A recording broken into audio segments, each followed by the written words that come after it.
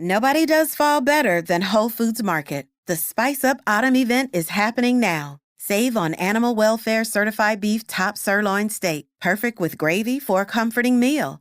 Find savings on organic Honeycrisp apples and organic pears. Then visit the bakery department for their limited time pumpkin butter chai cake. And while you can, level up your fridge with fall wine, beers, and ciders. Spice Up Autumn at Whole Foods Market. Terms apply. Must be 21 plus. Please drink responsibly. Have you ever noticed how a calm mind can really set the stage for a good night's sleep? That's the idea behind our new podcast, Good Sleep. Greg, our host from Optimal Relationships Daily, is here to help ease you into a peaceful night's rest with some positive affirmations. And these affirmations aren't just comforting, they can help ease anxiety and nurture positive thoughts, setting you up for true good sleep.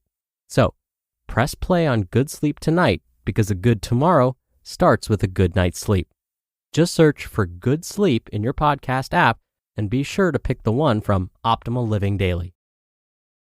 It's another Q&A edition of Optimal Health Daily, episode 2308, and I'm Dr. Neal, your host of the show. Welcome back to another special Friday edition of Optimal Health Daily, where I answer your health questions related to fitness, diet and nutrition, and more. You send in the questions, and I answer them for you.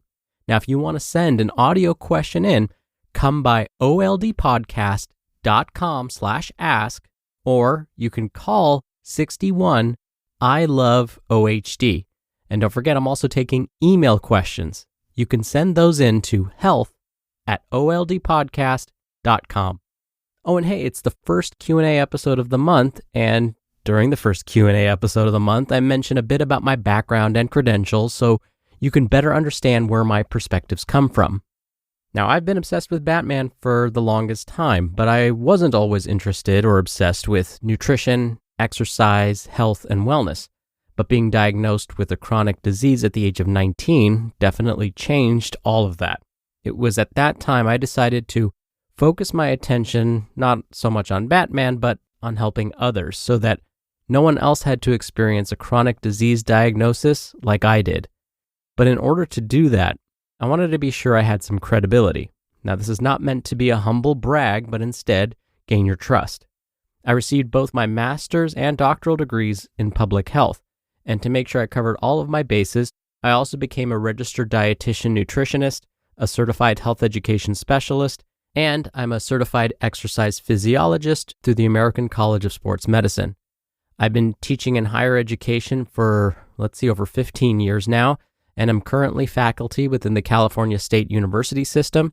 I've published peer-reviewed studies, presented at national conferences, and have been interviewed by over 70 different media outlets for basically all the topics I discuss on this podcast. So all of this to say that when I provide my commentary after each episode and answer the questions you send in, I hope you feel as though it's coming from a place of truth. My only intention is to help you feel your best. All right, and with that, let's finally hear today's question and start optimizing your life. Today's question came via email. Katie writes, I recently had a really bad bout of a bacterial infection, Clostridium difficile, or C. diff, and diverticulitis. If I haven't taken antibiotics recently, how could I have contracted this serious bacterial infection? Are there factors that would make me more susceptible to it? Also, I've had a hard time figuring out which probiotic is best to take. Is it safe to take two if they have different strains of bacteria? Also, is it possible that that nasty bacterial infection caused by C. diff caused my diverticulitis? Lastly, I'm so bummed that I was told to avoid nuts, seeds, and fruit and vegetable skins. I always hear that berries and seeds are good for you. I could really use some help navigating all of this. Thank you. Thank you for taking the time to send in your question, Katie. I'm so sorry to hear what you've had to go through. Both C. diff and diverticulitis are pretty awful, and I really hope you start feeling better soon. So let me start at the beginning and talk about what Clostridium difficile is. Again, it's abbreviated C. diff. C. diff is a type of bacterium that invades the large intestine. It leads to signs and symptoms like abdominal cramping, severe diarrhea, nausea, and in more severe cases, blood or pus can start to appear in the feces. Someone with a C. diff infection may start to run a fever too.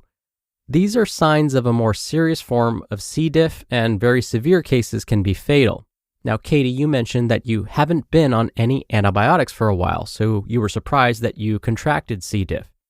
You're right that a C. diff infection is much more common after someone has completed a course of antibiotics. It's not that taking antibiotics is a bad thing, especially if your doctor prescribed them. The trouble, though, is that antibiotics are really good at their jobs. Antibiotics are built to kill bacteria. The problem with that is there are good and bad bacteria in our bodies, especially in our large intestines. So when we take antibiotics, they will kill all bacteria, good and bad. Antibiotics don't know any better. They're just doing their jobs.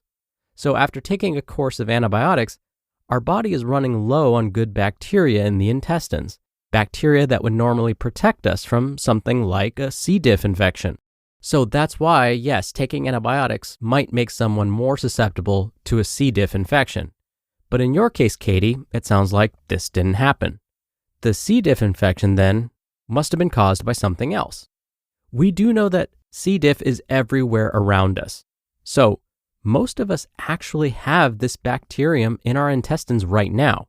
But maybe our good bacteria keep it in check. Or maybe, in your case, Katie, you were somehow exposed to a particularly harmful strain of C. diff. Maybe something you touched had this bacterium on it, and then that came in contact with your nose or mouth.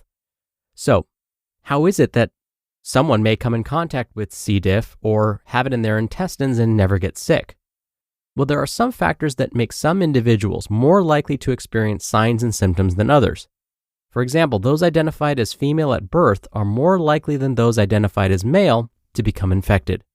Researchers don't really understand why this is.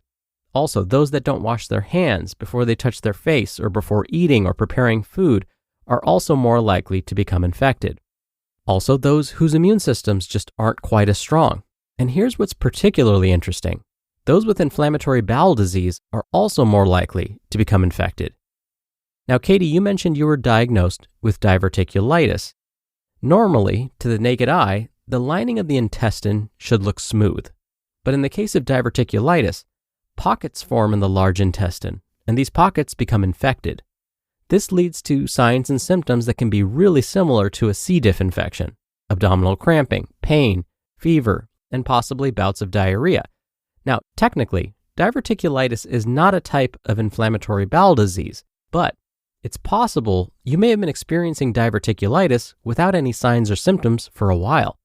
Then you were exposed to C. diff somehow, and because of the underlying diverticula in the large intestine, it may have made you more susceptible. This would be my best guess, but more research is needed in this area for sure. Now, when it comes to probiotics, yes, you can take probiotics with different strains of bacteria. I would only do this, though, with the approval of your gastroenterologist. This is because some doctors would not recommend taking a probiotic during a diverticulitis flare-up.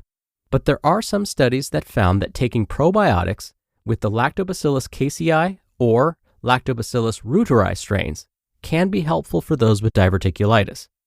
But for probiotics to actually work, and this goes for all probiotics, they need to have enough bacteria colony forming units, abbreviated CFUs. They should have at least 500 million CFUs. Otherwise, they may not be effective for diverticulitis or really any other condition.